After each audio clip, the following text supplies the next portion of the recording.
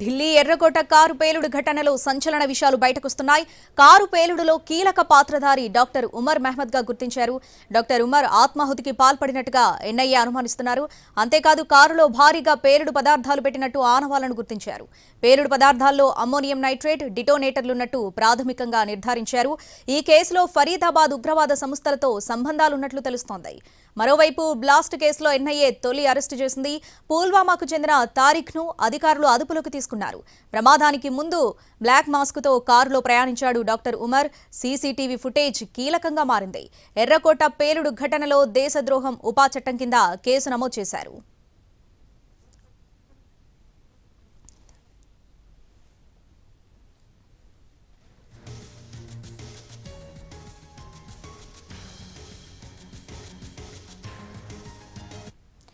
ఇక మరి కాసేపట్లో కేంద్ర హోంమంత్రి అమిత్ షా అధ్యక్షతన ఉన్నతాధికారుల సమావేశం జరగనుంది. దీనికి సంబంధించి పూర్తి అప్డేట్స్ మా ప్రతినిధి ప్రసాద్ అందిస్తారు. లైవ్ లో ప్రసాద్. కేంద్ర హోంమంత్రి అమిత్ షా నివాసంలో కీలక సమావేశం జరగబోతుంది. సరిగ్గా 11 గంటలకు ఈ సమావేశంలో కేంద్ర హోంమంత్రి శాఖ కార్యదర్శితో పాటు ఢిల్లీ పోలీస్ కమిషనర్, అదేవిధంగా ఇతర ఉన్నతాధికారులు, ఐబీ చీఫ్, దాంతోపాటు జమ్మూ కాశ్మీర్ చెందినటువంటి డీజీపీ, ఇతర ఉన్నతాధికారులంతా కూడా వీడియో కాన్ఫరెన్స్ లో ఈ సమావేశంలో పాల్గొనబోతున్నారు. ప్రధానంగా ఈ ఘటనకు సంబంధించినటువంటి ప్రాథమికంగా అందినటువంటి సమాచారాన్ని ఆధారం చేసుకుని ఇతరత్ర ఈ కుట్రకు దారి తీసినటువంటి పరిస్థితులు ఏంటి, అదేవిధంగా భారీ కుట్రకు ఏ రకంగా పన్నాగం పన్నారు, అదేవిధంగా ఈ పేలుడు సామగ్రిని ఎక్కడి నుంచి సేకరించారు, వీటన్నిటిపై కూడా ఉన్నటువంటి సమాచారాన్ని ఆధారం చేసుకుని మరింత లోతుగా దర్యాప్తు అధికారులు, దర్యాప్తు బృందాలు ఇచ్చే సమాచారాన్ని ఆధారం చేసుకుని కేంద్ర హోంమంత్రి ఒక నిర్ణయానికి వచ్చేందుకు గాను ఈ ఉన్నత సమావేశాన్ని ఏర్పాటు చేయడం జరిగింది. ఈ సమావేశంలో పూర్తిగా అన్ని అంశాలను కూడా చర్చించిన తర్వాత అధికారికంగా కూడా ఒక ప్రకటన వచ్చే అవకాశం ఉంది. ప్రధానంగా ఈ ఘటన జరిగినటువంటి ఎర్రకోట వద్ద జరిగినటువంటి ఈ ఘటనా స్థలికి చాలా అంటే latest equipment, state of the art equipment పూర్తి స్థాయిలో ఇక్కడ దర్యాప్తును చేసేందుకు గాను ఉన్నతాధికారులంతా కూడా వచ్చారు. దాంతోపాటు అత్యంత సాంకేతికమైనటువంటి పరికరాలను కూడా ఇక్కడ తీసుకొచ్చి ఆ స్థలాన్ని పూర్తిగా మనం చూసినట్టయితే ఇప్పుడు మనం అక్కడే ఉన్నాము, తెల్ల పరదాలతో పూర్తిగా అక్కడ కప్పివేయటం జరిగింది. ఎవరిని కూడా అక్కడ లోపలికి రానివ్వట్లేదు. అయితే అక్కడ ఉన్నటువంటి ప్రతి అంశాన్ని కూడా ఈ పేలుడుకు సంబంధించిన తర్వాత వచ్చినటువంటి వాహనాల విడిభాగాలు కానీ, అదేవిధంగా మృతి చెందినటువంటి చెందినటువంటి వారి యొక్క ఇతరత్ర శరీర భాగాలు కానీ వాటన్నిటి కూడా అక్కడే పరిశీలించి ఒక నిర్ణయానికి వచ్చేందుకు గాను ఇక్కడ అధికారులు ప్రయత్నం చేస్తున్నారు. దాంతోపాటు స్నిఫర్ డాగ్స్ ను కూడా ఇక్కడికి తీసుకురావడం జరిగింది. అదేవిధంగా పెద్ద స్థాయిలో ఇక్కడ భద్రతలను కూడా మోహరింపు చేయడం జరిగింది.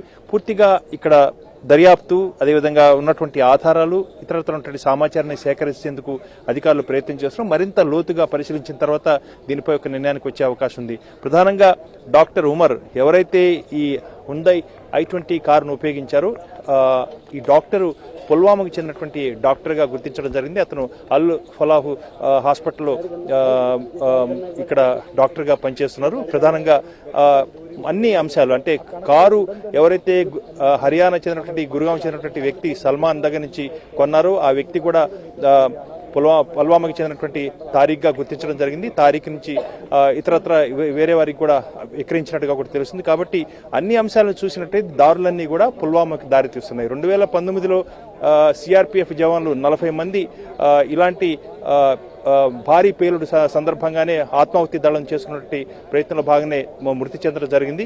కాబట్టి అన్ని అంశాలను కూడా కూలంకషంగా చర్చించి ఈ భారీ కుట్రకు జరిగినటువంటి పన్నాగం ఏ రకంగా ఉంది, దీనికి పథకాన్ని ఏ రకంగా రచించారు, ఏం చేద్దాం అనుకుంటున్నారు, వీటన్నిటిపై కూడా కేంద్ర హోంమంత్రి అమిత్ షా నేతృత్వంలో సమావేశం జరుగుతుంది. ఈ సమావేశంలో అన్ని అంశాలు చర్చకు వస్తాయి. వాటిపై పూర్తి అవగాహన తీసుకునేందుకే ఈ ఉన్నత సమావేశాన్ని ఏర్పాటు చేయడం జరిగింది. అదేవిధంగా చట్ట విరుద్ధ కార్యకలాపాల నిరోధక చట్టం కింద ఈ కేసును కూడా, ఎఫ్ఐఆర్ను కూడా నమోదు చేయడం జరిగింది. పూర్తి స్థాయిలో ఇంకా దర్యాప్తు జరుగుతుంది. ఈరోజు సాయంత్రం వరకు కూడా దర్యాప్తు బృందాలు ఇతరత్ర నిపుణులు ఇచ్చే సమాచారాన్ని ఆధారం చేసుకుని కేంద్రం ఒక నిర్ణయానికి వచ్చే అవకాశం కూడా తెలుస్తుంది. 11 గంటలకు కేంద్ర హోంమంత్రి అమిత్ షా నివాసంలో ఉన్నత స్థాయి సమావేశం జరుగుతుంది. ఈ సమావేశంలో అన్ని అంశాలను చర్చించి వాటి ఈ తీవ్రవాదులకు చెందినటువంటి ఆనుపానులు అదేవిధంగా వారి యొక్క గతాన్ని కూడా దృష్టిలో పెట్టుకుని ఏ రకంగా సమాచారం ఇస్తారో ఆ సమాచారాన్ని ఆధారం చేసుకుని కేంద్రం ఒక నిర్ణయానికి వచ్చే అవకాశం ఉంది. Right Prasad, thanks for the updates.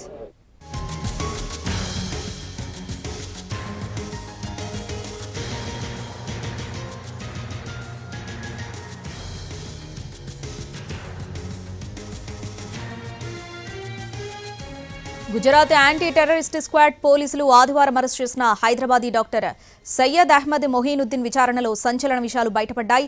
Syed Ahmed సామూహిక విష ప్రయోగానికి ప్లాన్ చేసినట్లు దర్యాప్తులో తేలింది. రాజేంద్రనగర్ సర్కిల్ పోర్ట్ యూ కాలనీలో నివాసం ఉంటున్న మొహీనుద్దీన్ చైనాలో ఎంబీబీఎస్ చదివాడు. ఆన్లైన్ కన్సల్టెంట్ డాక్టర్గా పనిచేస్తూనే ఉగ్రవాదులతో పరిచయం పెంచుకున్నాడు. పాకిస్తానీ హ్యాండర్ల నుంచి అందిన ఆదేశాల మేరకు దేశంలో ప్రాణాంతకమైన రెసిన్ కెమికల్తో దాడులు చేసేందుకు పథకం రచించినట్లు తెలుస్తుంది.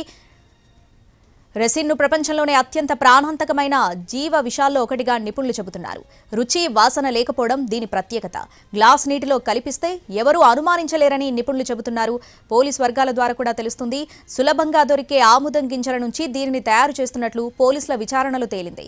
దేశంలోని ప్రధాన నగరాల్లో మంచినీళ్లు, గుడి ప్రసాదాల్లో ఈ విషాన్ని కలిపి ప్రపంచంలోనే అతిపెద్ద సామూహిక విష ప్రయోగానికి పాల్పడి వేలాది మంది మృత్యువాత పడేలా ప్లాన్ వేసినట్టు పోలీసులు గుర్తించారు.